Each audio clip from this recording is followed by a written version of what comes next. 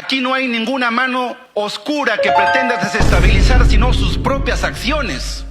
Un grupo reducido de jugadores que entran al vestuario, entre los que está Tchouaméni y Valverde.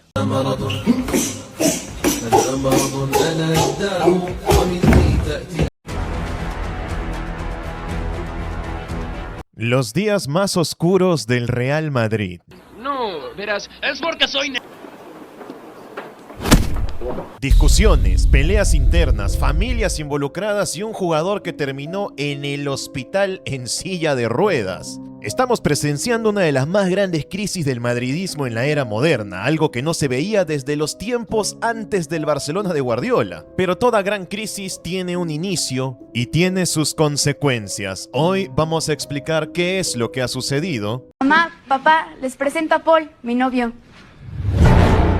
Mucho gusto. ¿Pero qué broma es esta?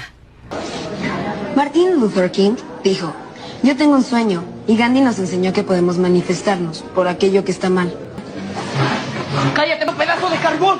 ¿Quiénes son los culpables o si todo esto se está exagerando demasiado justo la misma semana que se juega el clásico español con el Barça? El incidente más reciente fue la pelea entre Federico Valverde, el uruguayo, contra Aurélien Tchouaméni, el francés, en el entrenamiento del Madrid. Pelea que supuestamente terminó con Valverde cayendo, golpeándose la cabeza y teniendo que ser llevado al hospital en una silla de ruedas. Cuando la noticia salió a la luz, la mayoría de gente no se lo creyó, creyeron que se estaba exagerando las cosas o que la prensa española estaba vendiendo morbo. El otro día salió una información en la que se decía que Rüdiger le había dado un bofetón a Álvaro Carreras. También os digo, es la prensa. Hay que creerse la mitad de las cosas que dicen. Pero es que claro, después de esta información, sale Álvaro Carreras haciendo un comunicado y prácticamente confirmándolo, diciendo: bueno, tuvo un problema con un compañero, pero ya está zanjado. O sea... Sin embargo, conforme las horas fueron pasando, desde Madrid se empezó a confirmar todo. Sí hubo una pelea en el entrenamiento, Valverde sí tuvo que ser llevado al hospital, y los motivos de la pelea fueron los siguientes. Supuestamente, Valverde acusó a Tchouaméni de ser un filtrador de noticias para la prensa, específicamente de haber filtrado una discusión que habían tenido el día anterior. El francés lo negó rotundamente y el entrenamiento continuó. Sin embargo, durante el entrenamiento, las cosas se notaba que no estaban bien entre esos dos. Empezaron a picarse, meterse faltas y todo explotó dentro del vestuario, donde la discusión escaló tanto que se fueron a las manos. La consecuencia, según el diario Marca y lo que dijo el Real Madrid después, Valverde tuvo un resbalón durante esa discusión, se cayó y se golpeó la cabeza. Es por eso que lo tuvieron que llevar al hospital. En ningún momento dicen que Tchouaméni lo empujó. Solo hablan de un resbalón, como si hubiera sido un accidente, tal vez para no hacer quedar tan mal a su compañero. Y recordemos que solo estamos a 3 días de que se juegue el clásico contra el Barcelona. Todos los problemas del Madrid están saliendo a flote de manera muy sospechosa, como si alguien desde adentro estuviera filtrando la información del vestuario. Pero esto no es lo único que pasó. Desde la llegada de Arbeloa como entrenador, todo se descontroló en el Real Madrid. Un equipo que le estaba echando la culpa a Xabi Alonso de todos sus males, descubrieron que el verdadero problema lo tenían adentro. El enfrentamiento entre Tchouaméni y Valverde no es más que el último episodio de todos los que han ocurrido en estas semanas con el Real Madrid. También se supo que hubo una pelea entre Antonio Rüdiger y Álvaro Carreras hace unas semanas, donde según lo que dice la prensa española, Rüdiger le metió un bofetón en la cara, supuestamente por reclamarle su bajo rendimiento en los partidos. Álvaro Carreras es un fichaje de esta temporada del Real Madrid. Lo contrataron para que sea el nuevo lateral izquierdo titular, y si bien sus primeros partidos fueron buenos, conforme la temporada fue pasando su nivel fue bajando mucho, al punto de que lo han dejado como suplente en los partidos más importantes de la temporada. Arbeloa también tuvo problemas con algunos jugadores. Recuerdan que cuando Xabi Alonso fue despedido por los problemas que tenía con Vinicius Jr. y con Mbappé, el Madrid contrató a Álvaro Arbeloa, exjugador del equipo y que llegaba supuestamente para darle paz al vestuario. Bueno, el primer jugador con el que Arbeloa se peleó fue nada menos que el capitán Dani Carvajal, con el cual ya tenía una rivalidad desde el pasado. Cuando ambos eran jugadores del Madrid, Dani Carvajal llegó al equipo para mandar a la banca a Arbeloa. Y parece que es algo que el entrenador no le ha perdonado. Todavía le guarda rencor porque cada vez que habla de él en las ruedas de prensa siempre lo hace de manera fría y cortante. La distancia entre el capitán y el entrenador se nota, tanto que a día de hoy el capitán del Real Madrid, o el que se ve más veces con la banda de capitán, es Federico Valverde. Dani Carvajal estuvo lesionado y Arbeloa, cuando Carvajal se recuperó, prefirió poner de lateral derecho a Valverde, que ni siquiera juega de defensa. Y cuando Carvajal se recuperó de su lesión, prefirió poner a Alexander-Arnold, que también venía lesionado.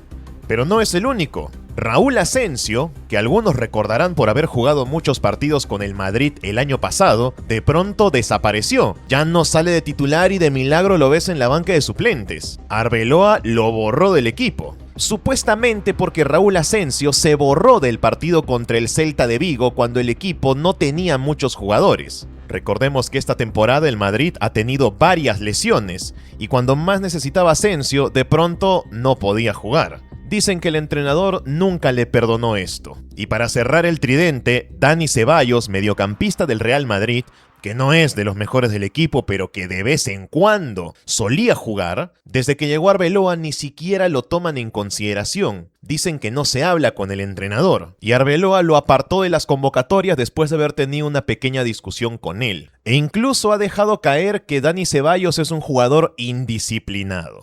Y para colmo de males, se acaba de confirmar que Ferland Mendy, lateral izquierdo, se ha lesionado para un año entero. E incluso está pensando en retirarse del fútbol. Vamos sumando un problema y una pelea tras otra, por eso decimos que es la crisis más grande del Real Madrid en la era moderna, y aún nos queda la pelea más importante, la más grande de todas, Mbappé y Vinicius Jr. Mensaje para todos los que nos siguen y quieran buscar un lugar para demostrar cuánto saben de fútbol, y nosotros tenemos el espacio perfecto para hacerlo con total seguridad. Basta con decir que son patrocinadores oficiales de la UEFA Champions League para que se convenzan. Te dan beneficios como tu fija asegurada, o sea que te devuelven la plata incluso si pierdes aplicando los términos y condiciones. Puedes usar el código ALEX365 para aprovechar todas las ventajas como ver partidos en vivo y claro, los superaumentos. Todos los detalles los encuentras abajo.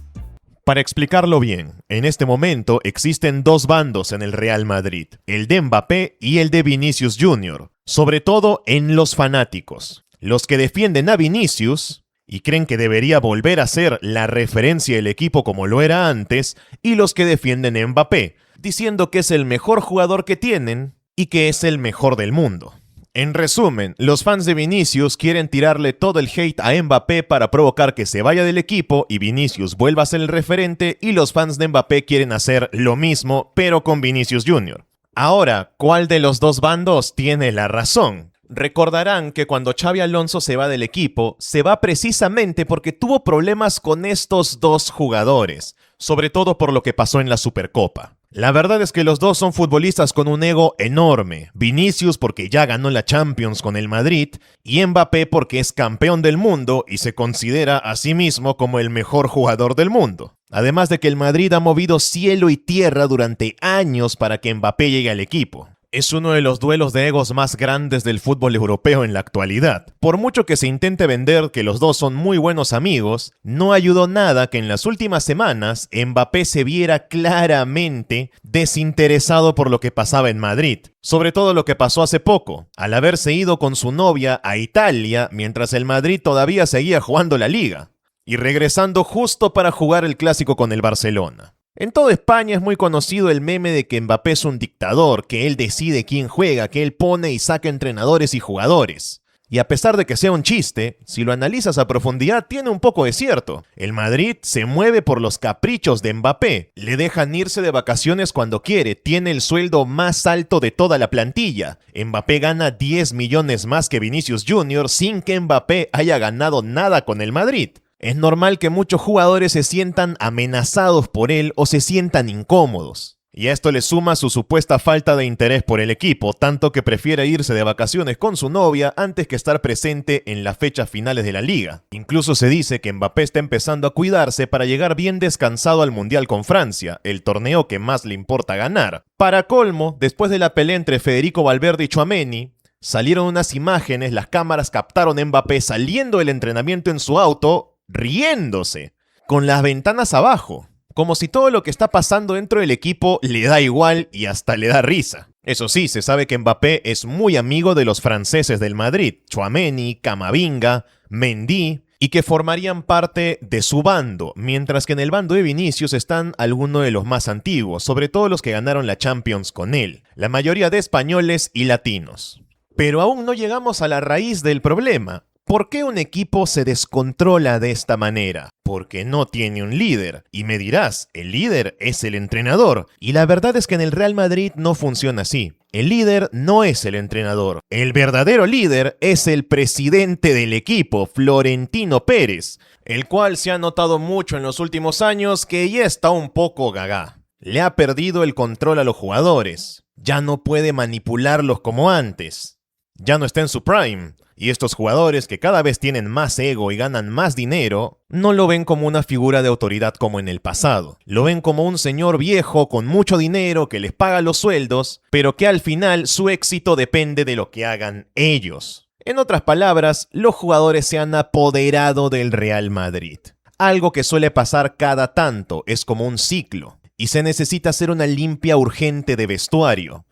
Y si no mejora, incluso pensar en un cambio de presidente por otro que tenga más fuerza y convicción. Porque no es casualidad que surjan tantos problemas justo al final de la temporada. Eso significa que alguien perdió el control del equipo, del vestuario y también de la prensa. El Madrid necesita un cambio radical si no quiere ver cómo el Barcelona sigue ganando las ligas o cómo los jeques se llevan todas las Champions.